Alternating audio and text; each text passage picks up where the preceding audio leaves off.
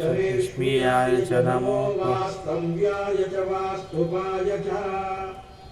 सोमाय च रुद्राय च नमस्ताम्राय च अरुणाय च नमः शंखाय च पशुपतये च नमो उग्राय च भीमाय च नमो अग्रे वधाय च दूरे वधाय च नमो हन्ते च हनीयसे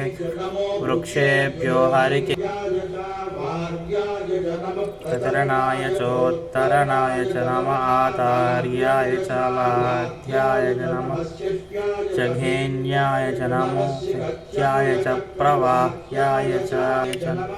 किरके च प्रकिरके च नमो वक्किरिकेभ्यो देवानागुं हृदयेभ्यो शिन्वक्केभ्यो नमः त्र्यम्बकं यजामहे सुगन्धिं पुष्टिवर्धनम् उर्वारुकमिव वन्दनान् मृत्योर्मुक्षीयमामृतात् यो रुद्रो अग्नव्यो अप्सुयवोषधीशयो रुद्रो विश्वा भुवना विवेव तस्मै रुद्राय नमो अस्तु तमुष्टुभियस्युषुस्वायदासरुभानभयजामहे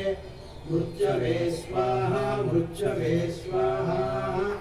ओम नमो भगवते रुद्राय विष्णवे मृत्युर्मे पाहि